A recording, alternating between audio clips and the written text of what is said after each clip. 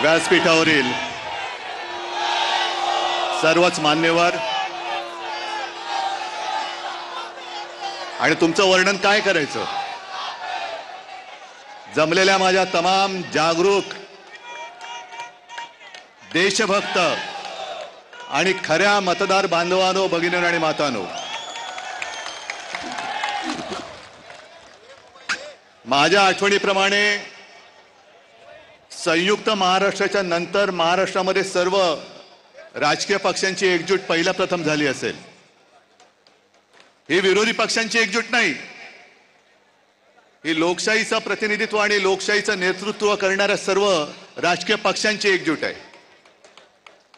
आणि मतचोरी करणाऱ्यांना सांगतो की आज नुसती ठिणगी बघताय, या ठिणगीचा वणवा कधी होऊ शकेल एवढं लक्षात ठेवा. तुमच्या बुडाला आग लावण्याची ताकद या ठिणगीमध्ये आहे.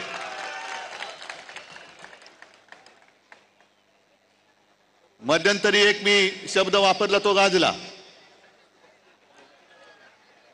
कोणता शब्द तुम्हाला कळेल?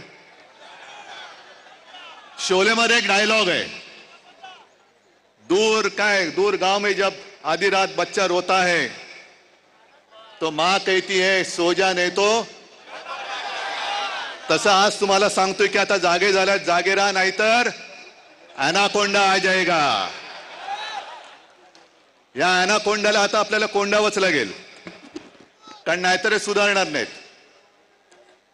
मला एका गोष्टीचं आश्चर्य वाटतं की एवढ्या सगळ्या धडधडीत पुरावे, आज राजनेता किती डोंगरच आहे तो, रोज कुठून ना कुठून तरी पुरावे येत आहेत, तरी सुद्धा आपले राज्यकर्ते आणि निवडणूक आयुक्त कसल्यांचे नोकर आहेत. आणि यांची खाका, मी अनाकोंडा का बोलतोय, काहीतरी गंमत किंवा चेष्टा मस्करी करायची म्हणून नाही बोलत आहे. यांची भूक क्षमत नाही. आपला पक्ष चोरला, निशाणी चोरली, नाव चोरलं, अरे माझे वडील चोरायचा प्रयत्न करतायत आणि तेही पुरेसं नाही म्हणून आता मतचोरी करायला बघतायत.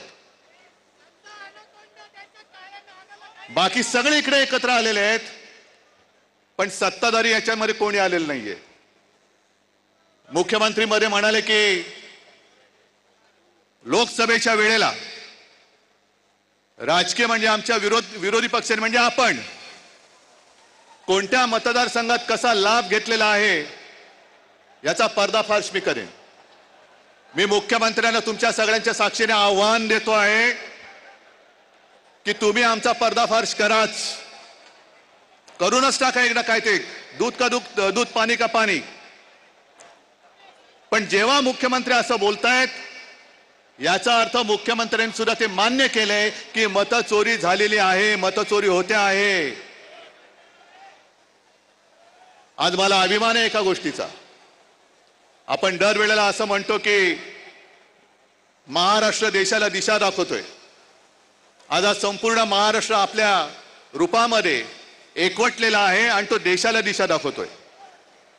मी तुमच्या सगळ्यांवरती आता एक जबाबदारी टाकतोय. तुम्ही सगळे, आपण बाकीचे आपले पक्ष वगैरे बाजूला ठेवून एकवटलेलो आहोत. ज्या गोष्टी आता आम्ही करतो आहोत, शिवसेना, महाराष्ट्र नवनिर्माण सेना, राष्ट्रवादी काँग्रेस, कम्युनिस्ट, शेतकरी कामगार पक्ष सगळ्यांचे कार्यकर्ते करतायत, तसं मी सर्व मतदारांना आवाहन करतोय, राज्यातल्या नव्हे तर देशातल्या, की सगळ्या जणांनी आपापलं नाव आपल्या यादीत आहे की नाही हे पुन्हा जाऊन तपासा.